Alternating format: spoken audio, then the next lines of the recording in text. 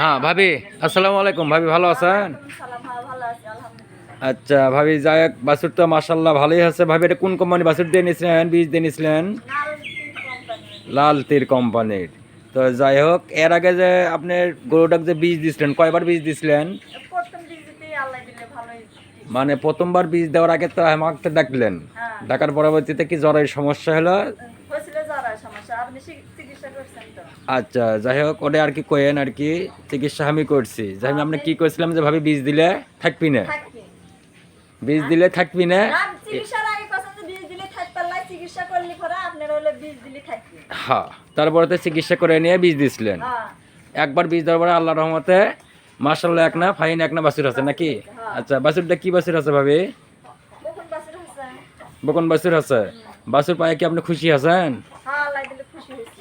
তাই যাক, আলহামদুলিল্লাহ আপনি খুশি আছেন। তা গায়ের দুধ করতে হচ্ছে? গায়ে দুধ কদিন 6-7 কেজি হলো।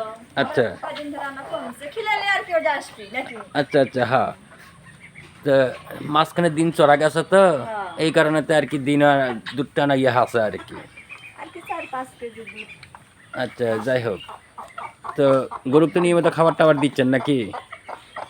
এটা দেই তো, ঘাস ভুসি আনা সবগুলো কয়দিন কমই হচ্ছে, কদিন নিয়মিত খাবার দিচ্ছি। আচ্ছা, যে গরুটাকে নিয়মিত গোসল করাই দেবেন আর কে নিয়মিত খাবার দেবেন ইনশাল্লাহ।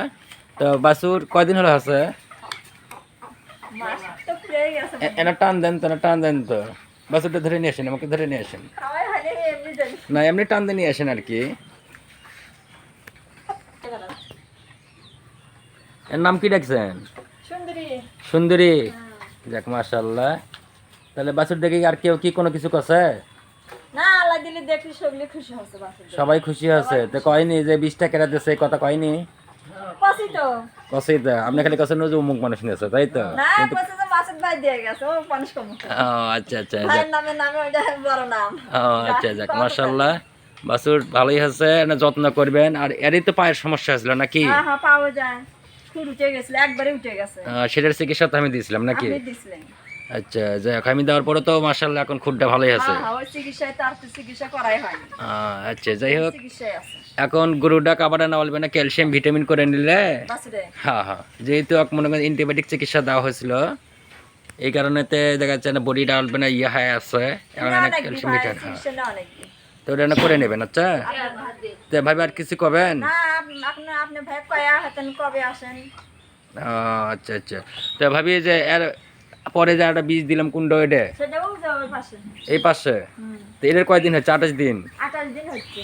এটারও তো একই সমস্যা হয়েছিল নাকি? হয়, একই সমস্যা। জলের চিকিৎসা দেওয়ার পরবর্তীতে পরে বীজ দিলেন। পরে বীজ দিলাম, এখন 28 দিন হচ্ছে বর্তমানে। 28 দিন হচ্ছে। তা খালি মনে মনে তখন মাসুদ ভাই টাকা মারে নাই, তাই না?